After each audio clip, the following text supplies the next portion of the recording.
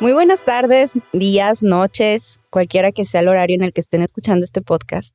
Bienvenidos a un episodio más de Consultorio 7. Yo estoy muy emocionada, yo digo lo mismo siempre, pero antes de iniciar quisiera recordarles que por favor se suscriban, compartan y le den like a estos episodios para poder seguir creando este contenido de calidad. Ahora sí, el gran invitado del día de hoy nos acompaña desde la tortilla, desde la tortilla de harina. ¿Cómo le llaman allá? Desde la Ciudad del Sol. Desde la Ciudad del Sol, desde Hermosillo, Sonora. Yo estoy muy contenta, doctor Cristian Tavares, que haya aceptado esta invitación al podcast, porque los invitados que han venido han formado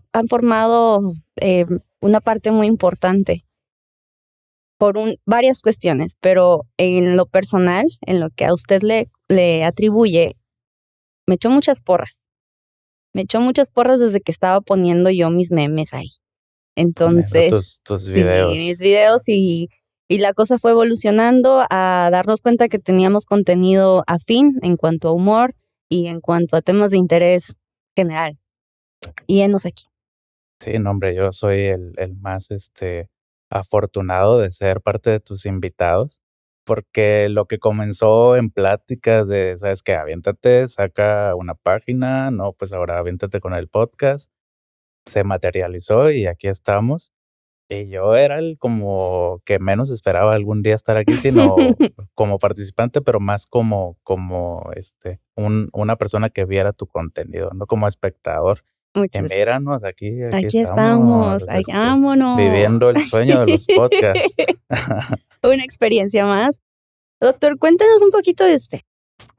Ay, primero hay que hablarnos de tú. Sí, fíjate que como que estoy en en esta zona rara entre que te conozco y no te conozco.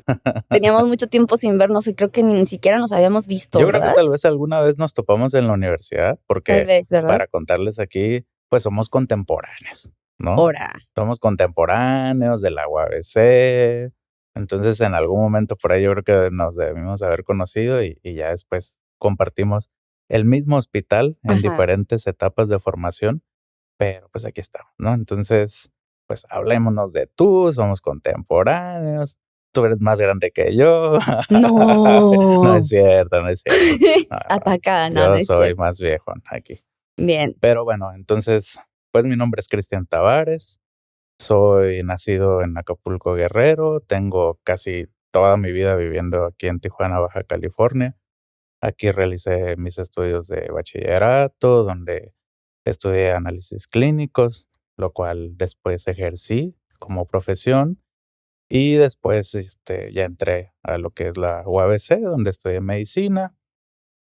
Pasan una serie de años en los cuales yo me dedico a trabajar como médico general, más o menos unos 5 años, en los cuales yo pues me preparé para hacer este examen de residencias y finalmente entro a pediatría y aquí andamos ya de pediatras.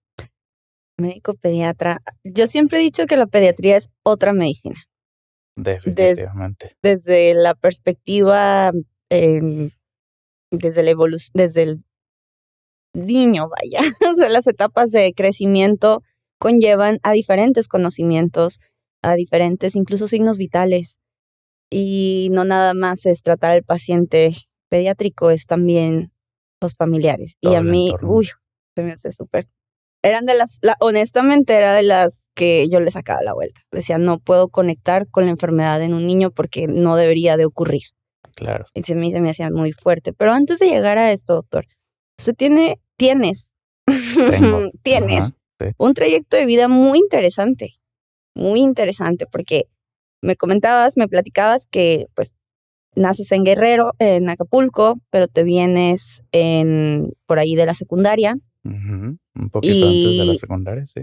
Y tú empezaste a trabajar desde muy pequeño. Muy joven, sí. Fuimos, pues, de las grandes cantidades de familias en el país que sufrieron o sufrimos algún tipo de desplazamiento por cuestiones ajenas a nosotros. Entonces, tuvimos que mudarnos a la ciudad de Tijuana con otro estilo de vida, con mayores complejidades, con ciertas adversidades intrafamiliares. Entonces, había que afrontar, pues, por ese tipo de problemas que se presentaban a muy corta edad para no perderse en un trayecto de vida que yo, pues, desde muy chico ya me había planteado. Entonces, había que entrarle a ser un trabajador, puber, adolescente, pero sin miedo porque había interés de salir adelante y era lo que tenía que hacerse y eso hicimos. ¿Desde muy chico ya sabías que querías medicina? Desde muy, muy chico. No sé exactamente de dónde nace bien esta idea de ser médico, porque en mi familia no hay nadie, en el área de la salud. Mm, pero platicando un poco más de esto, tal vez, varios médicos tenemos esta idea de dedicarnos a esto por algún tipo de imagen que nos tocó ver en la sociedad, de cómo se destaca a la doctora, al doctor, y algún tipo de influencia que a lo mejor, tenemos al acudir a los servicios médicos, ¿no? Entonces, yo creo que por ahí nace la idea. ¿Te No enfermabas mucho? En algún momento, sí, Ujú. pero ahora ya como pediatra entiendo que la enfermedades constantes o que continuamente afectan a un niño es parte de la normalidad del crecimiento de los niños. Entonces sí, es que como muchos otros niños acudía a los servicios de salud, pero si yo me visualizo como paciente en aquellas temporadas de mi vida, yo creo que era un muy, muy mal paciente pediátrico. Era el niño que pataleaba, era el niño que le corría por todo el hospital, y no creo que eso me haya influenciado de alguna manera yo decir: "Ay, ahora yo voy a vivir la otra parte", ¿no? Pero sí, desde muy chico yo recuerdo, no recuerdo haber querido nada más. Y conforme se fueron presentando las adversidades que te comento, pues yo me busqué la posibilidad de llegar a mi objetivo de la manera que fuera. ¿Y recuerdas qué edad tenías cuando dices, quiero ser médico? Porque, o sea, si empiezas a trabajar en la adolescencia, tú ya traías muy marcada tu meta. Sí, sí, sí, yo recuerdo que quizá era en la primaria, Ok. ¿no? Tú sabes, ya sabes que te preguntan, que ya cuando vas a salir de la primaria, ¿y tú qué quieres ser de grande, no? Pues Ujú. que yo policía, yo que abogado, yo que como. Ay, ¿quieres ser no, no es Y cierto. y y que a mí que me preguntaban, pues yo quiero ser doctor, ¿no? Yo quiero ser doctor y yo quiero ser doctor y había muchas posibilidades para llegar a ser doctor por la parte del ejército, porque familiares de mi mamá, algunos tíos, se dedicaron a hacer, carrera en el ejército. Entonces yo decía, bueno, si se me presenta la oportunidad, pues voy a hacer medicina y va a ser por parte del ejército, pero después vi algunas limitantes que tienen ellos en cuanto a su formación y a su desempeño como profesionistas. Y dije, no es por ahí, Ujú. voy a estar muy limitado, soy también una persona que le gusta mucho viajar, entonces de repente me iba a sentir como que muy encerrado, muy encuartelado, por así decirlo. Y dije, no, yo tengo que ser civil porque hay que viajar, hay que conocer y hay que ser más libres. Ya. Bien, y entonces empiezas a trabajar a la par de tus estudios desde secundaria, prepa. Ujú. Y en la universidad, ¿cómo va esta transición y cómo logras, pues, compaginar el trabajo y la escuela y cómo se desarrolla esa etapa? Sí, mira, ahorita que lo cuentas, suena como que algo muy fluido, que pasó una cosa tras otra. Realmente no fue así. Yo salgo de la preparatoria habiendo transcurrido toda mi etapa académica de primaria y secundaria y preparatoria sin ningún tipo de interrupción. Pero cuando estoy yo por terminar la prepa, que me empiezo a desempeñar como laboratorista clínico en la Cruz Roja aquí en Tijuana, la Cruz Roja que está ahí cerca de la Vía Rápida. Ujú. Sí, ahí empecé yo a trabajar como laboratorista primero en el banco de sangre, luego en el laboratorio. Entonces eso ya me fue a mí dirigiendo más hacia mi propósito final, que era estudiar medicina, ¿sí? Llega el tiempo en el que yo termino la prepa y ya no fue tan fácil, ¿sabes? Entrar a la universidad.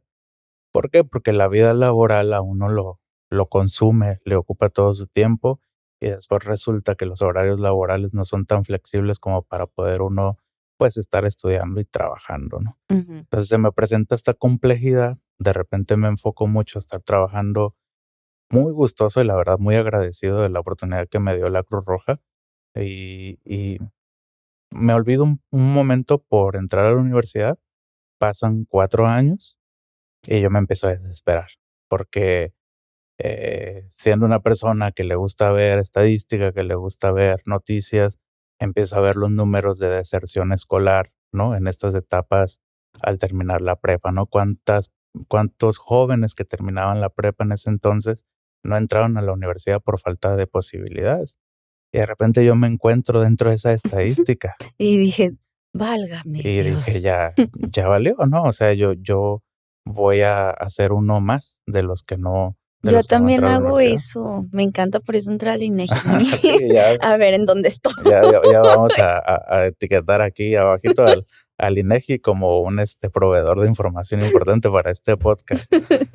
Entonces, Entonces, entonces, ahí entra una etapa muy crítica en mi vida. Yo ahí conocí la depresión, ¿sí? ujú, Porque yo me sentía totalmente limitado. De repente me veo en la necesidad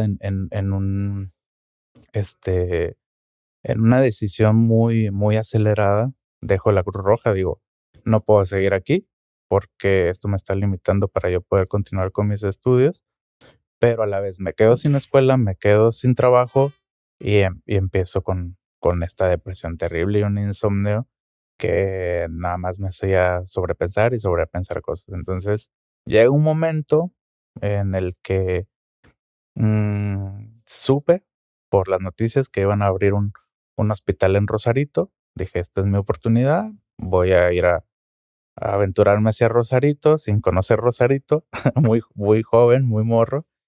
Y dije, bueno, voy a ir a dejar papeles, no conocí a Rosarito, invito a otros compañeros que en algún momento fueron mis maestros en Cruz Roja, mis maestros en el aspecto laboral, químicos muy experimentados, ya mayores, y yo decía, bueno, vamos todos, pero honestamente yo creo que les van a dar el trabajo a ellos porque pues ellos tienen muchísima más experiencia que yo y no pasa nada. Bueno, vamos a ver qué pasa.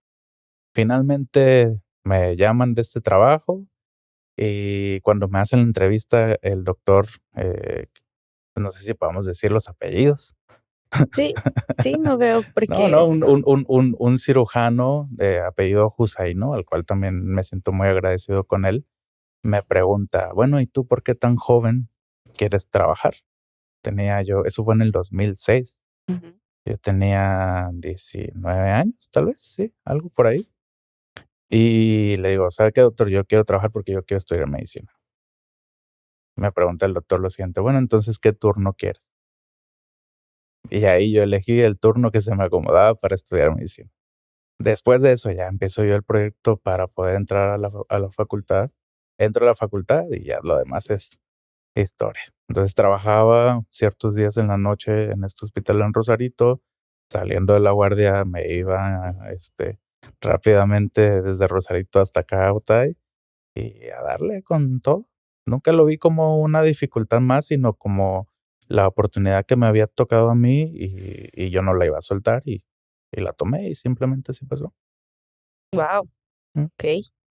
¿Y cuánto tiempo estuviste en como en esta dinámica de trabajar en la noche y estudiar por la mañana toda la Pues por carrera? lo menos los 5 años de la carrera Ya. y curiosamente el internado también me lo aventé trabajando y haciendo el internado, ¿no? Y es que sí se encuentra la manera, digo, yo que tengo una historia muy similar en Sí, cuanto al desarrollo de la carrera y tener que trabajar. sí. Yo lo veía como, pues es que es una inversión de mi energía en mis veintes. Va. Ujú. Ya ahorita a mis 35 digo, Claro, pues es está, que más jóvenes tenemos como que más energía, no sé, o sea, nos vemos en la necesidad de explotar sí, esa hiperactividad a lo mejor que nos caracteriza en esas edades y decir, bueno, yo a lo mejor no tengo otras posibilidades que otras personas tienen, pero mis posibilidades está tener un trabajo y poder estudiar, bueno, vamos a aprovecharlo y vamos a sacarlo adelante. Entonces sí me aventé los 5 años de la carrera, el año del internado, y eso sí, ya el internado fue en el Hospital General, el ¿verdad? internado fue en el poderosísimo Hospital General de Es que ahí sí Tijuana. se aprende. Claro, ¿no? Se aprende muy bien. También muy Sí, agradecido con el hospital, porque no sé qué opinas tú, pero yo creo que el internado es una de las etapas que a uno lo forman como médico. sí. Entonces yo tuve mucha oportunidad de aprender de grandes maestros de aquí de Tijuana, de todas las especialidades, y el internado a mí me formó. Sí, Sí. sí te forma. Después del internado, tu servicio social, ¿dónde lo El realizas? servicio social, siguiendo esta línea de ser viajero, en ese entonces la UABC abre unas plazas que las abre fuera de Baja California y eran plazas en San Luis Potosí. Ok. Entonces dije, pues ya me voy a ir a San Luis Potosí, ¿no? Nunca había ido a San Luis Potosí, siempre había querido conocer la Huasteca Potosina, que muy bonito y esto. Y busco cuál eran las plazas de San Luis Potosí, la que estaba más lejos, y esa agarré. Entonces me fui a un municipio que se llama Tamazunchale, ¿sí? Es la puerta sur de la Huasteca Potosina en San Luis Potosí, que colinda con Veracruz y colinda con el estado de Hidalgo, en parte con Querétaro, al norte con Nuevo León y Tamaulipas, con Guanajuato. Entonces, estando en esta plaza del servicio social, Plaza C, que es para los que no son personal de salud, pues una plaza C es una plaza que uno como médico ocupa en una comunidad rural, Ujú. ¿no? Entonces era un hospital básico comunitario en este municipio con población mayormente náhuatl, ¿sí? Donde varios de mis pacientes ocupaban un traductor para poder nosotros comunicarnos, ¿sí? En- Porque hablaban náhuatl, no hablaban español. Y esto se fue hace que Eso menos fue de en el 10 2000, años, esto ¿no? fue en el 2015. Ok.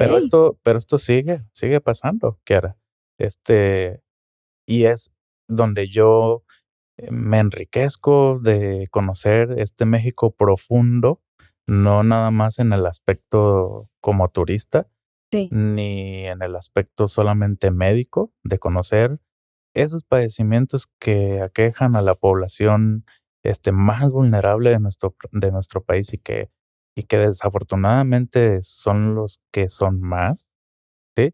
Pero también de involucrarme socialmente como ser humano, ¿sí? En ver, en entender las problemáticas que tenemos como país y que tenemos como sociedad por resolver. Y como médicos, pues ni se diga, ¿no?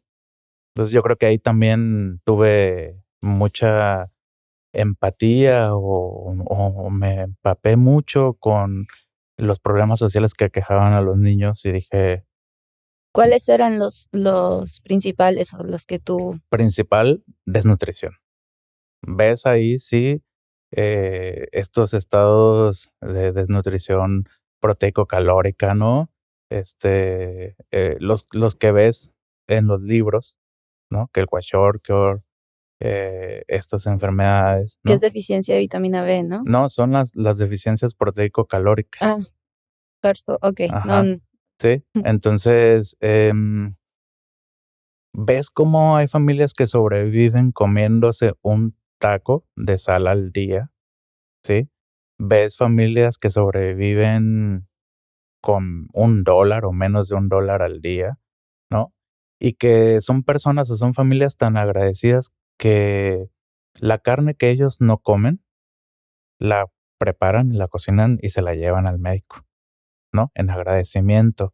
¿Por qué? Porque se sienten escuchados, porque se sienten atendidos, porque se sienten apapachados, ¿sabes? Entonces, ver eso, el México profundo que yo le llamo, ¿sí? El México real, eso a mí me hizo cambiar mi perspectiva de la vida completamente, ¿no? Y enfocarme a atender necesidades bien importantes en la población pediátrica, ¿no? Entonces yo tuve la oportunidad de ver muchas carencias nutricionales, mucho esfuerzo infantil por dedicarse a edades más tempranas a las que yo empecé a trabajar, trabajando en el campo para ayudar a los papás o caminando durante horas para llegar a la escuela con el típico mochilón, ¿no? Y Ujú. el niño que a lo mejor llevaba una tortilla que tenía sal, ¿no? Y su bote de reciclado Con agua. con agua que por cierto sacaban de un pozo. Entonces, ese tipo de servicio social me tocó. Wow, Sí. no tenía idea. No tenía idea que habían abierto esa plaza porque estaban muy cerca de las fechas en las que a mí me tocó ¿Cuándo te tocó a ti? 2016, si mal no recuerdo. Okey. Sí, un Ah, año bueno, sí, un después. año después. Estamos muy Sí, claro, seguiditos. por eso te digo que somos totalmente contemporáneos ahí de la Ajá, universidad. porque lo hice del 16 al 17. Y yo del 14 al 15. No, no es cierto, el 17 al 18. 16, 18 por ahí. Pues En antes de ese los es. 20, Ajá, ¿no? No hace mucho. A mí me tocó el internado del 2003 al 2014 y el servicio social del 2014 al 2015. ya. Pero tú en el internado, que es antes del servicio social, Ujú. me contabas que ya te habías definido por pediatría. Sí, sí, sí, ahí ¿Por tuve qué? Bueno, ¿la dejamos al final o no, no, no, cómo? no, Dale, pues. adelante, vamos entrándole a la polémica. No, bueno, elegir pediatría no fue una situación que yo supiera tiempo atrás, ¿no? Yo sabía que iba a ser médico. Hasta ahí yo pienso que llegaba mi plan de vida al no tener como que familiares que eran médicos, o a lo mejor tampoco al no tener familiares profesionistas. Yo decía: "Bueno, voy a ser médico y ya, me logré", Ujú, ¿no? Pero ya estando en la carrera, ya siendo, médico, o por lo menos estando en el internado, empieza uno a ser de cierta manera, ¿no? Impresionado, o te empiezan a preguntar: "¿Tú qué especialidad vas a hacer? ¿Tú qué vas a hacer?", ¿no? ujú, Cuando se puede ser un muy buen médico general, ¿no? Entonces, digo: "Bueno, vamos a hacer una especialidad". Y yo de principio decía: "Bueno, voy a ser médico internista, para tal fecha en el futuro se especula que las enfermedades neurodegenerativas van a tener un auge". ¿Por qué? Porque en el 2050 la pirámide poblacional se invierte y vamos a ver más personas, de edad de mayor edad mayor. que población, pediátrica, por así decirlo, ¿no? Va población geriátrica. Vamos a ser población Vamos a hacer lo geriátrica. que es. Así es.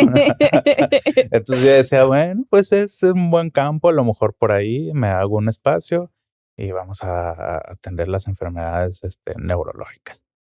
Pero ya estando en el internado me cambia la perspectiva porque ya empiezo a ver, pues, cómo era el abordaje de los pacientes adultos, ciertas complejidades, a lo mejor un poco desmotivante cuando el adulto quizá tiene la posibilidad de cambiar su salud con acciones propias, pero de repente le echa ganas, no le echa ganas, no le echamos ganas, ¿no? Y eso a mí de cierta manera me fue desmotivando, Ujú, al grado que en este hospital donde nos tocó estar, pues empezó a haber un área, que era el área de pediatría, donde de repente era muy concurrida por pues, la población pediátrica, y de repente con tanto trabajo, con tanta presión, con tanto esfuerzo, uno empieza a dejar como los aspectos difíciles, las dificultades de decir qué complicado o qué complejo tal vez puede llegar a ser atender a un paciente pediátrico, no por la cuestión propia del trabajo que hay que hacer, sino por la cuestión emocional, ¿sabes? Ver un niño sufrir, te contaba ver a un pacientito que de repente llega por quemaduras, que está sufriendo mucho de dolor, de repente uno se pone en su lugar y dices, yo no quisiera ser ese niño, y yo cómo enfrentaría esa dificultad. Entonces, cambia uno la adversidad por oportunidad para poder enfocarse, para poder tal vez manejar las emociones y dedicarse a salvar una vida, ¿no? O dedicarse a tratar a un paciente que está sufriendo en un determinado momento. Y cuando ves el impacto que genera el curar a un niño, a una niña, ¿sí? Y de saber que estás impactando no solamente en un ser humano, sino en un ser humano que eventualmente va a ser un adulto, ¿no? Ujú. Entonces, tienes la posibilidad de cambiarles la vida en etapas muy tempranas, Mm. ¿no? Y ahí es donde yo encuentro esa parte maravillosa de decir, vale, o sea, yo puedo manejar mis emociones para no sufrir con ellos, para no sufrir con los papás y puedo sentirme recompensado por el hecho de quitarles el dolor, de quitarles la enfermedad, de saber que ellos al día siguiente pueden volver a la escuela con sus amiguitos, ¿sí? Y que en algún momento en la etapa adulta van a ser personas de bien, ¿no? Entonces yo creo que es muy satisfactorio de repente encontrarse a tus pacientes ya grandecitos y que te digan, ay, él fue mi doctor, ¿no? Ujú. Y verlos bien, y verlos íntegros, y verlos sanos, y verlos ser gente de bien. Esa fue mi El motivación. influenciar en las infancias, Claro, claro. el De, futuro. de cierta manera, uno piensa en estas profesiones donde las personas trascienden muy fácil, ¿no? Y yo veo con mucho respeto, por ejemplo, a los maestros. Sí. ¿No? A los maestros de las etapas básicas, ¿no? También a los de las etapas, ya disciplinarias o profesionales, claro, siempre estamos agradecidos con todos nuestros maestros, pero aquel maestro que te acompaña en una niñez compleja, ¿sí? Aquel maestro que es la otra familia que te educa, ¿sí? La otra familia que tiene esa paciencia para enseñarte a leer, para enseñarte a escribir, para enseñarte a integrarte con la sociedad, ¿no? Claro que trascienden. Entonces, otras personas que yo veo que trascienden de esa manera, pues somos los pediatras, ¿no? Porque incidimos en la salud de los niños y cambiamos pues la trayectoria que puede tener un ser humano que a lo mejor en algún momento se encuentra en un momento vulnerable. ¿Y dónde haces pediatría? Fíjate, ahí te va otra parte de la historia. También siendo viajero, Ujú. ¿no? Mis primeras inquietudes para hacer pediatría, decía yo, bueno, dicen que en Mérida hay un hospital de cierta institución del gobierno que es muy bueno, ¿no? Y me decían, bueno, pero pues ¿por qué en Mérida? Ajá. Pues porque está bien lejos y hay que ir a conocer Mérida. Y en otra de las cosas que a mí me apasionan, que es la fotografía, dije, Mérida Ajá. es un lugar muy bueno para sacar fotos. Entonces, busco la posibilidad de irme para Mérida, Yucatán. De repente no se presenta esa posibilidad de alcanzarla y empiezo a explorar otras opciones y me sale este hospital pediátrico que está muy al norte del país y que tiene mucho renombre y que después de los institutos o los hospitales pediátricos que están en el centro del país, este es como que muy famosillo, por así decirlo, y me voy a Sonora, al Hospital Infantil del Estado de Sonora, sí, un hospital que ya tiene 40 años, un hospital que es completamente pediátrico, son 6 pisos, 6 y pisos de son pura 6 pediatría. pisos de pura pediatría maravillosos. Y me aventuro a Sonora sin conocer Sonora también. Y voy, hago mi entrevista, hago mis exámenes y de repente me dicen, ¿sabes qué? Pues estás aceptado. Y vámonos a vivir a la Ciudad del Sol, a experimentar el El calor en calor. toda la intensidad.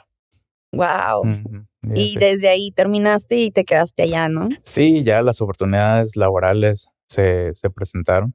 Me siento también muy, muy afortunado, muy orgulloso de que la institución que a mí me formó como mi pediatra me diera la posibilidad ahora de desempeñarme no como estudiante, sino como profesionista y de estar en una área crítica, ¿no? Ahora yo estoy laborando en este hospital en el área de urgencias pediátricas y eso a mí me hace sentir muy orgulloso, el ahora ser compañero de los que fueron mis maestros, ¿no? Ya.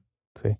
Es que urgencias pediátricas, qué bárbaro, qué bárbaro, ¿cómo puede? Fíjate cómo la idea que empezó de ser pediatra, que fue quizá en el área de urgencias pediátricas en el internado, se consolidó y ahora puede ser pediatra en un área de urgencias, en un hospital pediátrico donde me formé. Wow. Y haces guardias, ¿no? O sea, tienes unos horarios medio. Sí, yo me considero una persona que disfruta mucho trabajar en las noches. Ok, Quizá se me quedó desde mi etapa de estudiante y también como médico, pues tú sabes que nos desvelamos mucho, ¿no? sí. Cuando no era desvelarse trabajando, era desvelarse haciendo trabajos, ¿no? Estudiando. O sobrepensar. Nuestro otro pasatiempo, Nuestro ¿no? trabajo. Todo lo que hicimos mal Sí, en el día. claro, ¿no? Hay que estarse replanteando ahí un poco las cosas al final del día, ¿no? Autocrítica le diría yo. Sí, en exceso no es tan bueno, pero No, sí son necesarios los análisis de la autocrítica, pero pues no en la noche, ¿no? pues no. No más que en el día a veces lo ocupamos para otras cosas. Ya sé. Y después de que, o sea, llega tu formación, tienes tu sede, ¿ya cuánto tiempo llevas ejerciendo como pediatra en esta institución? Sí, oficialmente estoy por cumplir un año, Ok. sí, laborando como pediatra. Es que suena que tienes una trayectoria como de 20. Ay, es que han pasado tantas cosas en tantos años. Sí, porque también te fuiste a Chile. Me fui a Chile, sí, tuve Ajá. la fortuna de, durante mi formación como pediatra, solicitar una rotación en el área de gastroenterología pediátrica en un hospital pediátrico en Santiago de Chile. Ajá. Me aceptan mis amigos chilenos, que ahora los quiero tanto, y ojalá al verlos les envío un saludo. Y me voy para allá 3, casi 4 meses, que fueron fabulosos para mi formación y que yo llegué a ser un integrante más de ese hospital en Santiago de Chile.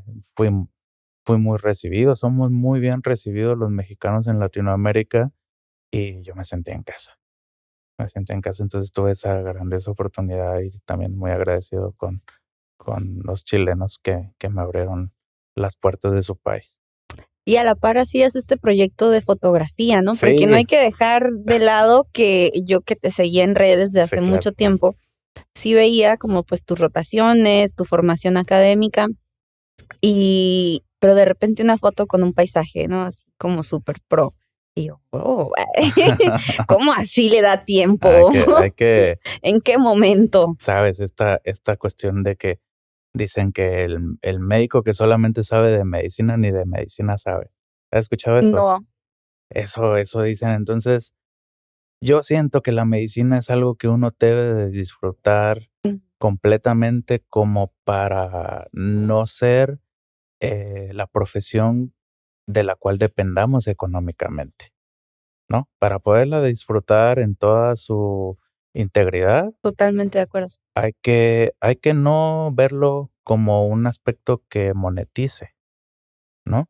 Entonces, yo explorando otras posibilidades, encuentro hobbies o pasatiempos olvidados, la fotografía y empiezo a explorar, explorar, explorar, explorar, a ser autodidacta y de repente recuerdo que ya había algún tipo de influencia por mi mamá que le gustaban, no sé por qué, las cámaras, ¿sí? Entonces en mi casa siempre hubo cámaras y yo me compro la mía en algún momento y empiezo a tomar fotos sin saber cómo usar la cámara y poco a poco aprendiendo y encuentro este gusto, ¿no? Este gusto que en algún momento pienso yo explotarlo como algo que pueda monetizarse, perdón. ¿Mm? Em, y resulta que salen bonitas las fotos. Entonces, Todavía no monetizamos, pero qué bien todavía salen. no monetizamos, pero salen muy bonitas las fotos. No, sí, yo genuinamente pensé que estabas como en alguna especie de curso o taller, porque sí vi la evolución y la verdad que sí pensé bien en qué momento le da tiempo, o sea, Sí, cómo es que lo hace, pero, pero cuando lo haces con gusto y pasión vas encontrando y como dices, ser autodidacta y pues gracias al internet también, ¿no? Un montón sí, de claro. cursos Pues y de, ya ves, las doctoras que encuentran el gusto y la pasión por hacer podcast, mira, aquí ¿no? estamos. O por hacer stand-up, Ay, ¿no? Dios, no sé, mire, ni yo entiendo todavía cómo terminé ahí, pero qué bien no la estamos pasando. Claro, es disfrutar lo que podemos encontrarnos en el trayecto de vida y sacarle provecho a este momento que estamos pasando aquí en el universo. Sí, y yo no me he dado cuenta que entre más nutres estas áreas, mejor te desenvuelves en la medicina. Vas menos en lo personal, voy menos irritable, menos depresiva, em, no, voy en el presente a mi consulta. Entonces eso también creo que se ha reflejado en muy buenos resultados profesionales. Sí, Y eso se nota, yo lo veía en mis maestros, o sea, en gente que yo cuando yo me empezaba a visualizar como profesionista, decía, no quiero estar 100% en un hospital, o sea, ¿cómo me quiero ver? Y pues nuevamente los maestros que nos ayudan a dirigir cómo nuestro queremos vivir, camino, ajá, ¿no? porque Sobre todo somos, los que no tenemos em, esa forma de que nos guíen, pues familiares, ¿no? Que se sí, dedican a esta profesión de la medicina, ¿no? sí, pero volvamos, doctor, a su práctica, De, porque se vinieron varias preguntas de la audiencia. sí, vi que Pero antes muy me participativos. gustaría mucho que nos compartieras tu perspectiva desde la nutrición infantil, la lactancia y las pantallas. Ufa, mira, ¿Por dónde empezamos? muchos temas muy interesantes Y dejé el último, el más suave. en la cuestión pediátrica. No sé cuál es el último, pero ahorita lo vamos a descubrir. Fíjate, ah, resulta que los problemas de sobrepeso y de obesidad en México, Ujú, en la población pediátrica somos el primer lugar en sobrepeso y obesidad. Entonces es un tema muy importante que nosotros tenemos que abordar como sociedad, que tenemos que abordar como pediatras, los que son mis colegas, saben que tenemos que trabajar muy fuerte en esto, porque por lo menos hacia el 2025, hacia el 2035, las estadísticas nos pintan números negativos. Nos indican aumento en el número de pacientitos con sobrepeso, aumento en el número de pacientitos con obesidad y todas las repercusiones que tienen a nivel de la salud global de un paciente, no solamente en el aspecto biológico, sino psico y social, ¿no? Como son las tres esferas que nos engloban como un ser humano, ¿no? El aspecto biopsicosocial, todo eso se ve afectado por los problemas del sobrepeso y la obesidad. Entonces, sí necesitamos ser muy puntuales en abordar estos temas para poder incidir y poder hacer un cambio en el futuro que nos espera en nuestro círculo más próximo, que a la vez eso contagia a otros círculos más grandes y ya a nivel de país, ¿no? ujú. Empezando pues por lo que podemos hacer aquí en nuestra familia, en nuestro propio cuerpo, para poder ser, pues, a lo mejor un buen ejemplo para nuestros pacientes, para nuestros Pero familiares. pongámoslo en términos realistas. Ya, Es difícil dormir 8 horas, hacer ejercicio y comer balanceado, hacer meal prep, no tener que recurrir a establecimientos de comida rápida o de comprar algo empaquetado que tiene 3 o 5 o 6 sellos. sí. Entonces, ¿cómo se puede lograr una especie de equilibrio o cuáles serían como los métodos de prevención en estos tiempos? Mira, acabas de tocar un asunto muy importante que es esto de los sellos o Ujú, de los etiquetados en los alimentos. Eso es relativamente nuevo, sí. ¿no? Y eso es una manera de, como sociedad, tener más cuidado en el tipo de alimentos que ofrecemos a los niños. Ya de entrada hay un cambio, ¿sí? La mamá o el papá que ve que, por ejemplo, el juguito tiene más de 14 o 20 gramos de azúcar, ¿Y ¿no? cuál sería lo recomendado en niños? No azúcar, no azúcar, es un poquito drástico hacerlo así, pero lo recomendado es no azúcar, Ok. ¿no? Es comer más frutas, ¿no? Más verduras y tener una dieta balanceada, ¿sabes? Entre grasas, proteínas, carbohidratos, ¿no? Pero carbohidratos no derivados de productos refinados, ¿no? Sino de las frutas y de otras verduras, tal vez que nos puedan aportar esa cantidad de carbohidratos. Entonces, es complejo. Ujú. Claro que sí es complejo, sobre todo en una sociedad donde es muy fácil conseguir, alimentos con muy poca calidad, ¿no? Comida rápida y todo eso. Estaba pensando yo, y te va a sonar esa ley antichamoy, ¿te acuerdas? Sí, ¿No? sí, Y sí. esa ley antichamoy que tanto sonó en Tijuana, buscaba impactar en el control de los alimentos chatarras en las escuelas, principalmente en las primarias, que son los grupos etarios que se ven más afectados por esta cuestión del Duró un sobrepeso rato, ¿no? y lo decía. Duró un rato, pero después se hizo una ley, y tú sabes que las leyes de repente la gente las busca como un reto para romperlas y buscan la manera de otra vez volver a lo mismo, ¿no?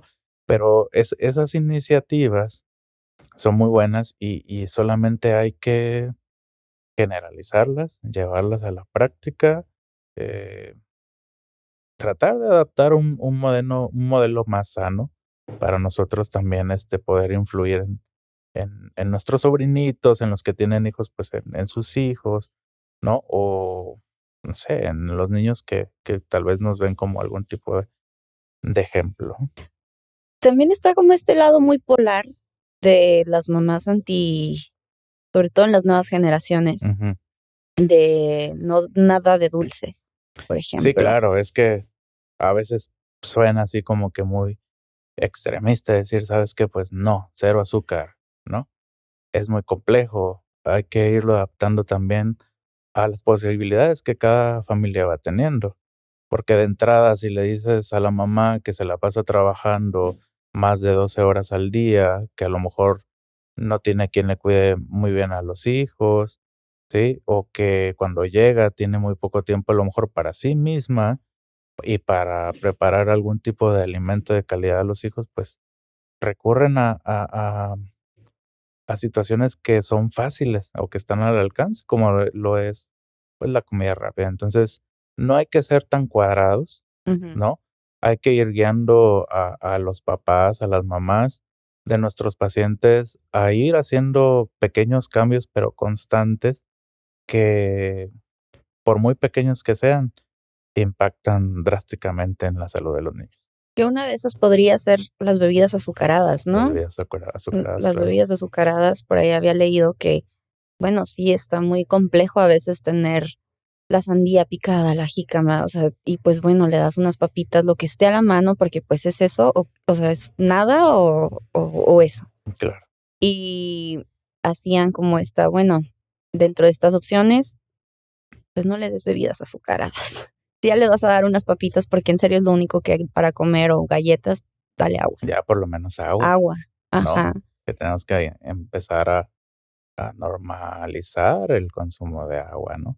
Pero también es interesante el fenómeno mediático que influye mucho en las decisiones que tomamos a la hora de elegir nuestros alimentos, ¿no? Y a la hora de que los niños deciden qué productos elegir para consumir, ¿no? Mm, Pasa este fenómeno con los cigarros, por ejemplo, en los adultos, ¿no? Que de repente prohibieron que estuvieran exhibidos para tratar de esa manera de disminuir el consumo del cigarrillo.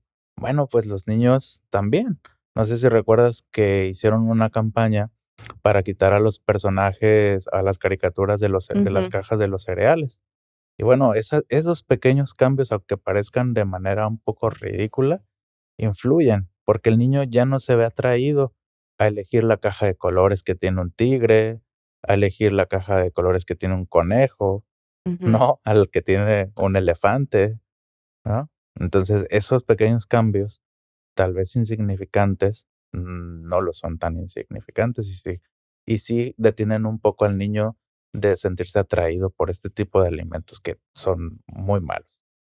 Ya. Y en relación a la lactancia, doctor.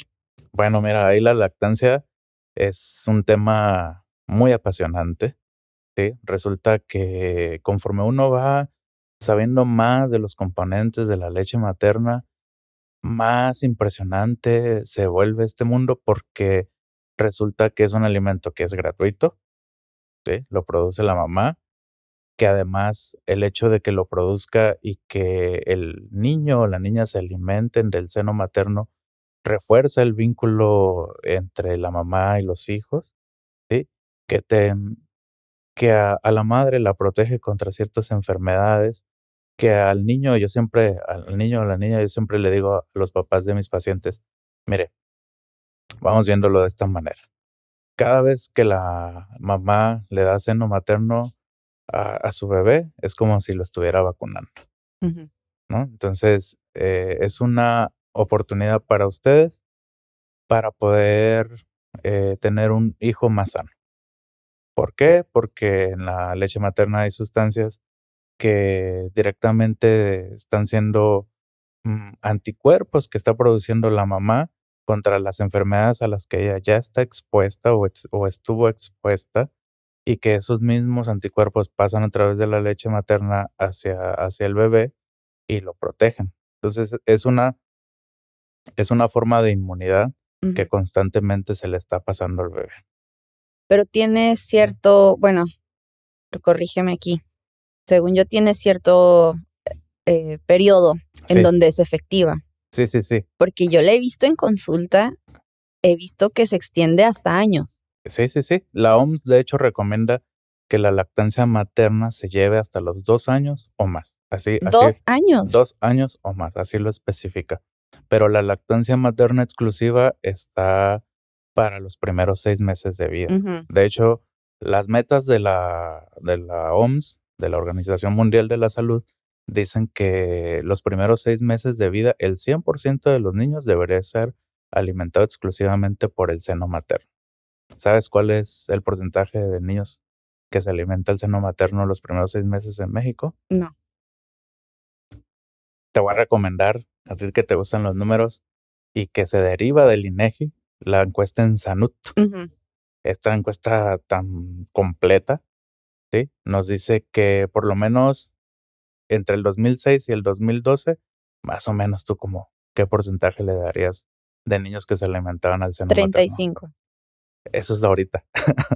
Eso es de ahorita en el Ah, ¿la 2024. tiene? En el 2024, en el Ok. 2006 era el 14% o menos.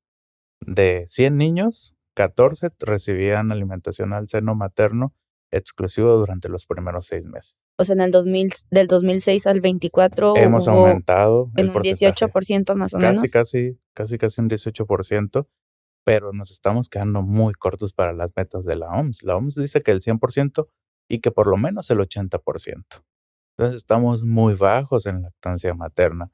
Eso deja desprotegidos a los niños, eso aumenta las probabilidades de que un niño que es alimentado con fórmula en la etapa más grande o en la etapa adulta desarrolle sobrepeso u obesidad, ¿sí? Y toda la serie de enfermedades que se derivan de esto, que Ujú. son las enfermedades más prevalentes, las enfermedades cardiovasculares, ¿no? Entonces, si no atacamos esos problemas que nos atañen en la vida adulta desde la infancia, de los primeros días de vida, vamos a seguir acortando nuestra expectativa de vida. Sí, pero bueno, es que también ahí entran varios temas sociales, ¿no? Porque ya las mujeres ya no son amas de casa, o sea, son amas de casa y son trabajadoras. Sí, sí, sí. Entonces, ¿cómo llevas a la par tu vida laboral, tu maternidad y cumplir con la lactancia al 100% puede ser un poco caótico, ¿no? Claro, es complejo. Y de ahí se derivan también mucho la cuestión de la culpa, porque yo lo veo ya en mi círculo más próximo, que ya Sí, son neomadres, sí, y empieza mucho como esta de preocupación de que por el trabajo, por lo que gustes, no pueden dar lactancia exclusiva. Y también veo ahí como una cuestión medio de la culpa, claro. pero que va más allá del de que ellas lo quieran negar, pues. Sí, ese es un tema que hay que abordar, ¿sí? Como te decía, no todas son Desde normales. políticas públicas, no, yo ya me puse Claro, muy política, claro, oye. claro, para allá vamos. Sí, pero en la cuestión propia del sentimiento de culpa, em, no todo es cuadrado, como te decía. Si bien sí hay que empezar a trabajar, como también te decía, pequeños cambios Ujú. son suficientes, ¿no? Y el irlo haciendo poco a poco y el ir trabajando también las emociones, que es otra situación relacionada a la cuestión de la crianza respetuosa, Muy de moda, ¿no? muy de moda, sí, muy importante, muy de moda, pero sabes que viene de muchos años atrás. Pero bueno, vamos a seguir con este tema de la lactancia materna. Em, Afortunadamente hay políticas públicas que han ayudado a que se facilite la lactancia materna, como el establecimiento de los lactarios en los lugares de trabajo, como las políticas públicas que le dan horas a las madres trabajadoras para acudir a tal vez un banco de leche o ¿En dónde a están conservar las estos leches. lugares? Porque Sí yo no los los he hay, visto. sí los hay, muy pocos sí los hay. Mm, Y gracias a eso es que también ha aumentado el porcentaje de niños alimentados al seno materno. ya. Ok, Sí, sería entonces como ese enfoque, ¿no? A promover estos espacios, claro. porque pues aquí quienes nos escuchen en sus lugares de trabajo hay.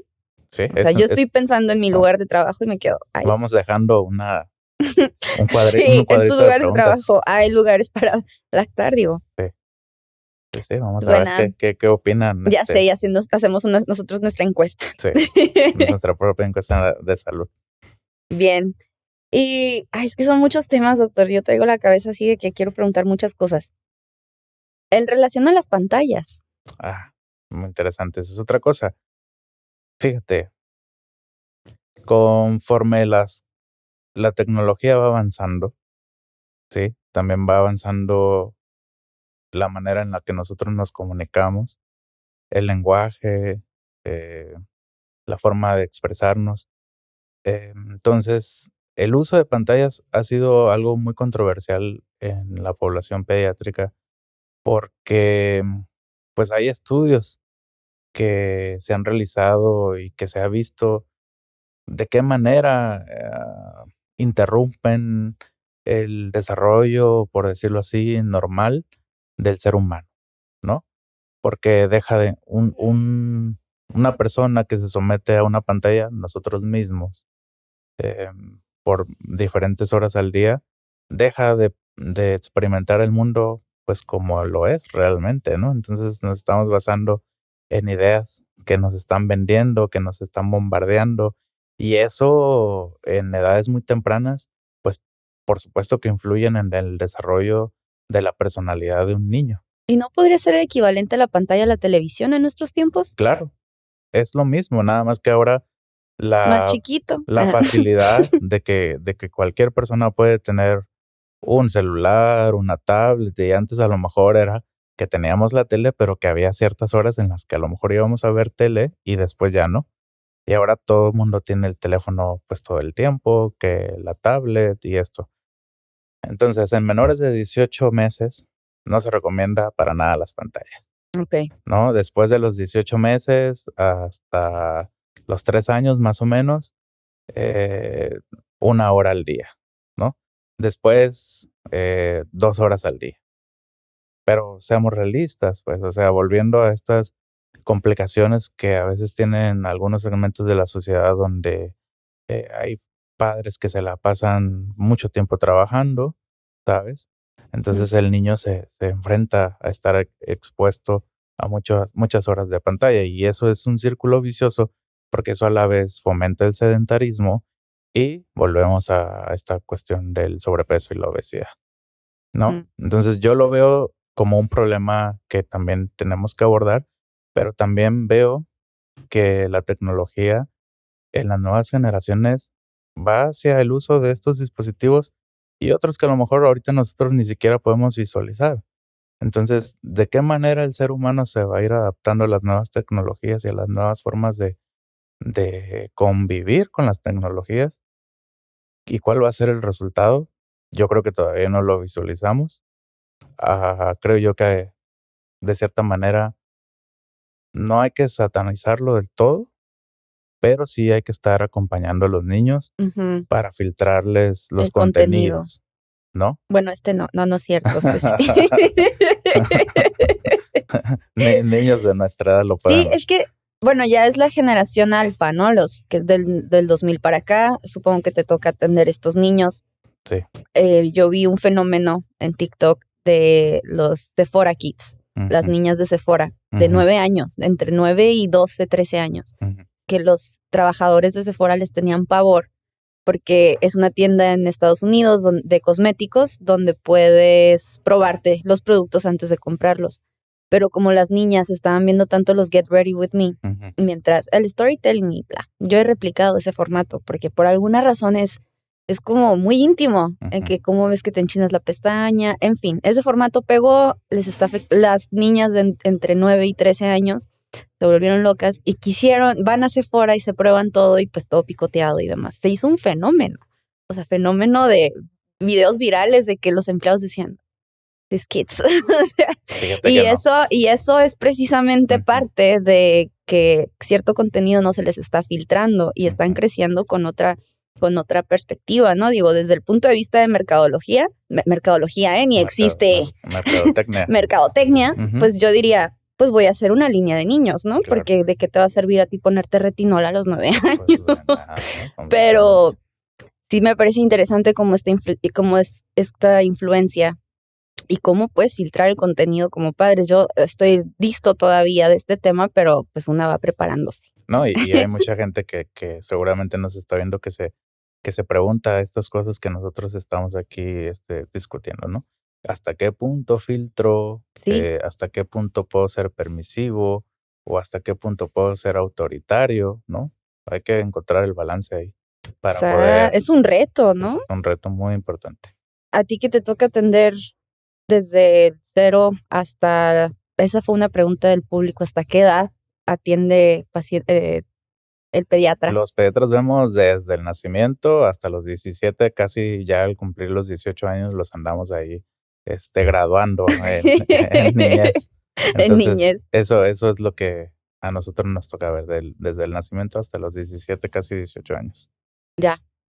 Y dentro de este espectro que te toca atender, que es amplio, las diferentes etapas del desarrollo, por eso es que a mí pediatría se me hacía súper compleja. Decía, no es que del 1 a 2 años es otra medicina, de los 4 a los 5, o sea, se me hacía impresionante.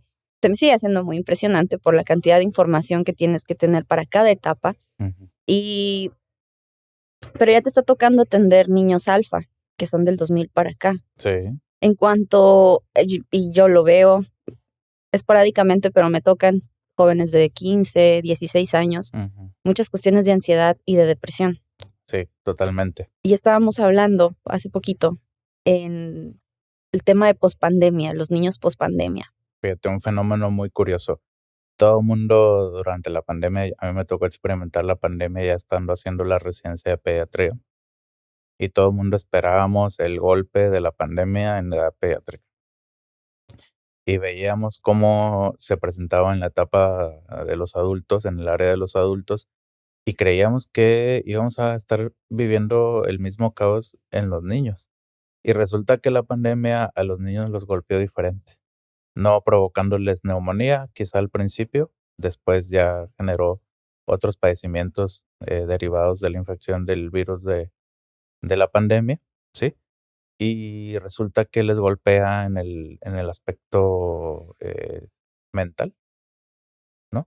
Y empezamos a ver que el hospital se nos empezaba a llenar de de niños en la pubertad o adolescentes, ¿sí?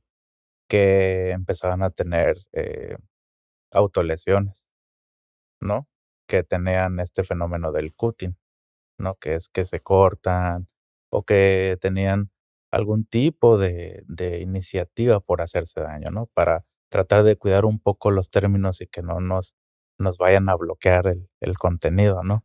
No pasa nada. Entonces, afecta mucho la pandemia en el aspecto psicológico, en el aspecto mental en los niños, al grado de que ya a estos años post pandemia, ya hay estadísticas que dicen que aumentó el problema arriba del 25%. Y eso es lo que aumentó, más del 25% de los problemas mentales en la población pediátrica, Ok, ¿y entre qué rangos de edad principalmente en la adolescencia.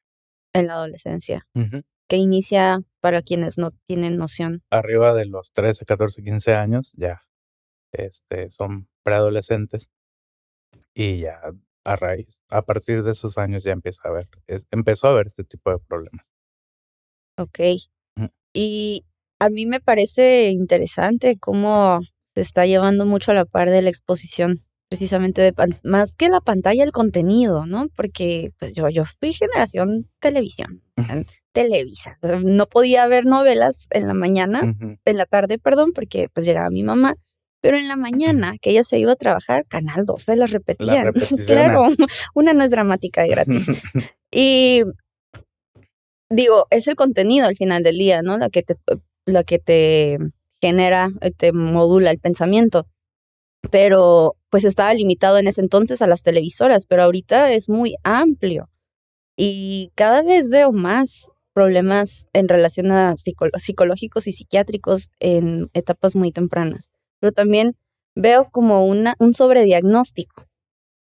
No sé si te ha tocado a Yo creo veces. que ya no es tanto un sobrediagnóstico, sino como estamos más sensibles ante estos padecimientos que los estamos observando y los estamos tamizando, tal vez por decirlo así. Estamos Ya. más al pendiente de este tipo de problemas que que ya nos llaman más la atención, ¿no? O que ya estamos más alerta por captar este tipo de pacientes. Entonces, sí, en efecto, la pandemia aumentó, este tipo de problemas, por el aislamiento, por el confinamiento, por la falta de la convivencia, ¿no? Porque somos seres humanos 100% sociables, ¿no?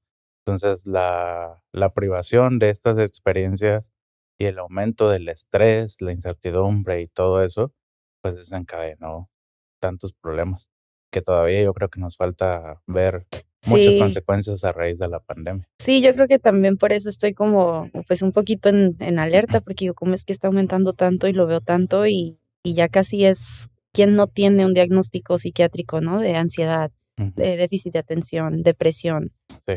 Y digo, qué bueno que se Normalice, normalice el decirlo. Hola, ya va a venir una psiquiatra en donde. va a estar muy interesante ese Sí, ese y podcast. Y de hecho le comenté que a la par de su experiencia, y yo contar mi experiencia de depresión y ella irlo nutriendo desde su perspectiva, ¿no? Pero para mí fue un proceso muy difícil el aceptarlo, o sea, como el Ujú, siquiera decirlo, verbalizarlo era tremendo. O sea, ujú, cuando me dice, ¿necesitas medicamento? ujú. No, o sea, duelo, Claro, duelo. Y ahorita yo veo que los jóvenes o los niños, tengo ansiedad, tengo depresión. sí. Y, y a veces ya no sé si me sale el pensamiento medio de señora, de que, a ver, pero ¿por qué? Dime los criterios. O sea, Ujú, no me digas solo porque no sabes cómo procesar la emoción ujú, y te parezca fácil denominarlo como tal, ¿no? sí. Pero a eso es a lo que me refería tal vez con sobrediagnóstico. Claro, Pero pues va a estar interesante ver ese proceso. claro, claro, claro. Y Doc, ¿a usted cómo le toca llevar el proceso de pandemia? El proceso de pandemia muy, muy severo, que era estaba en la residencia, en una etapa formativa muy compleja de mucho trabajo y demás esfuerzos, ¿sí? Yo llego a Hermosillo en el 15 de febrero del 2020, antes de que ya se declarara, pues, la pandemia como tal en todo el mundo y antes de que México empezara a tomar ciertas medidas. Entonces, para del 15 de febrero al mediados de abril, ya estaba yo recibiendo las malas noticias de que yo estando en Hermosillo, ¿sí? Siendo Tijuana un foco rojo en la pandemia en los primeros meses, se enferma mi mamá, se enferman mis hermanos, sin saber todavía, ¿sí? De qué manera tratar el virus, ¿no? Entonces me encuentro en esta disyuntiva entre, ok, me regreso a Tijuana, pero mi hermano, mi hermana y mi mamá están enfermos. Y si me voy yo, que soy el único personal de salud que los puede ayudar y me enfermo, ¿qué vamos a hacer los cuatro enfermos? Entonces tomo la muy difícil decisión de quedarme en Hermosillo y empezar a tratar a mi familia a la distancia, de manera remota, apoyándome con amigos médicos, apoyándome con amigos en diferentes hospitales. De repente todavía estaban en fase experimental los tratamientos. Algunos traté con ciertos fármacos, a otros familiares con otros fármacos y desafortunadamente en ese lapso de tiempo quien más sufrió fue mi mamá y que llegó a fallecer. Entonces yo en la pandemia perdí en el primer año a mi mamá, en los primeros meses, y en el segundo año pierdo a mi papá. Entonces la pandemia para mí fue una situación muy crítica, ¿sí? En el aspecto personal, pero también en el aspecto profesional, ¿no? Porque no solamente fue eh, entre decidir yo continuar con mi profesión, pero también decir, mm, voy a entrarle con todo a tratar a mi familia y después fallece mi mamá, se dio esta cuestión de que por ser los primeros meses, no nos entregaban a mi mamá, después que no se podían hacer, pues, sepultarlo, sino que eran cremaciones, ¿sabes? Entonces, nosotros pudimos recibir, los restos de mi mamá ya hasta 2, 3 meses después. Entonces, fue una experiencia muy fuerte, mm, muy dolorosa, por supuesto, em, y nada, o sea, la pandemia nos quitó tanto a tantos y y esa fue mi experiencia en la pandemia, que era. Sin palabras, doctor. O sea, creo que puedo entender bastante esta piel tan gruesa que tiene, porque es que genuinamente desde que entré a medicina yo no soportaba ver a un niño con dolor. No Ujú, me parecía justo. No me parece justo que un niño tenga cáncer, no me parece justo que un niño sufra de abuso. ujú. Entonces, como profesional de salud, lidiar con esto todos los días, emocionalmente, ¿cómo le hace? Mira, la satisfacción, como te comentaba más tempranamente, es poder ser alguien que haga bien su trabajo y que cambie, el rumbo que tiene en la vida de un ser humano tan vulnerable como son los niños, ¿no? De tratar a un niño con cáncer, de sufrir a un niño o una niña víctimas de abuso, ¿sí? De tratar a niños que sufren algún tipo de accidente que les deja algún tipo de marca para el resto de su vida, ¿sí? Pero poder incidir y poder, cambiarles, la forma en la que ellos van desenvolviéndose como personas y que lleguen a ser, unos adultos de bien, eso es lo que uno recibe como satisfacción, tal vez para, pues, mm, sobrellevar, ¿no? Tanto dolor, ¿no? Tanto dolor, tantas cosas que se experimentan con los niños. En el día a día, ¿no? Sí, debe estar Sí. muy pesado. La verdad que yo admiro muchísimo su labor, doc. Ya le volvió a hablar de Ya ustedes, que es estamos el ya respeto. estábamos hablando otra vez de Se me cruza el cable de no, la... hombre, el Y aquí respeto con la alergia todo lo que dan los ojos. el respeto mutuo. Todos, los que nos dedicamos en el área de la salud, veamos niños, veamos adultos, dejamos a un lado el sufrimiento para paliar el sufrimiento de otros, de nuestros pacientes. Yo creo que por allí va mucho, ¿no? El querer cuidar a otros es Sí, como también medio querer sanar un dolor propio, tipo un dolor algo, interno, un dolor interno. ¿no? Está interesante, raro, no sé. Pero la audiencia tenía muchas preguntas. ¿Sí las vio? Sí, vi, Sí sí las vi. vi, sí las viste. Sí, las vi. Pero como andamos de tiempo, andamos un poquito justos porque nos van a Justos. cerrar el lugar. Ya sé. Pues no sé, vamos a sacar las más O hacemos un relevantes. live o algo también. También, sí. Podemos hacer un live, Súper. sirve que yo explore ese formato De también. Instagram. Sí, yo ya. Un live en TikTok y en Instagram. Sí, en todas las plataformas. Eso estaría suave, ¿no? Podríamos hacer un live y porque si una amiga hizo varias preguntas en relación a las vitaminas, por ejemplo, a los medicamentos de urgencia que hay que tener en casa y eran varias. Fíjate ahí rápidamente, esta cuestión de las vitaminas, no hay ningún suplemento o ninguna vitamina que no se le pueda aportar al ser humano a través de los alimentos. Una dieta balanceada aporta todos los nutrientes que necesitamos. Entonces, suplementos solamente en situaciones muy específicas de deficiencias ya bien diagnosticadas, ¿no? Tal vez una anemia por déficit de hierro, ¿sabes? Vamos a darle hierro, ¿no? Pero mientras no haya nada probado, nada evidenciado sobre algún tipo de carencia nutricional, no hay que dar suplementos. Cosas que tienen que tener los papás o que todos deberíamos de tener en casa en beneficio de los niños. Paracetamol, una báscula, ¿sí? Ok. Para saber el peso porque necesitamos ajustar dosis de acuerdo a los pesos. Sí. ¿Sí? Y una solución salina para hacer ácidos nasales y un sobrecito de Vidasor oral. Ok. ¿No? Porque esas son las cosas que más van a atacar a los niños. Las enfermedades respiratorias, los procesos febriles, ¿sí? Y las diarreas o los procesos gastrointestinales y la báscula. Y ya con eso podemos asistir remotamente en lo que acuden a nuestra consulta pediátrica. Doctor, ¿algo que quisiera agregar? Nada, solamente repetir lo agradecido que estoy de que me hayas invitado a tu podcast y felicitándote pues por consolidar tus proyectos, ¿no? Te felicito mucho, mucho éxito con y todos tus proyectos y hay que seguir comunicándonos pues para seguir difundiendo información.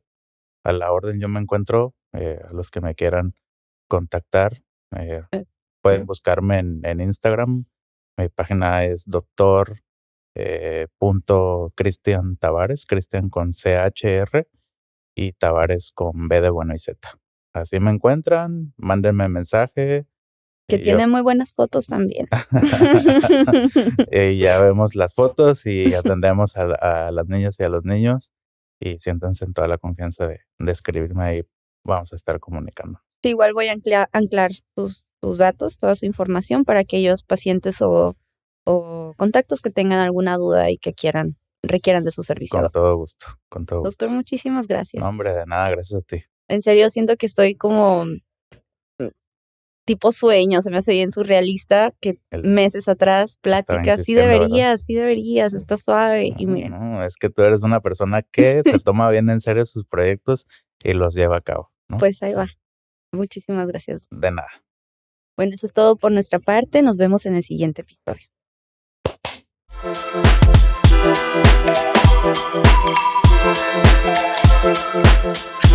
Thank you.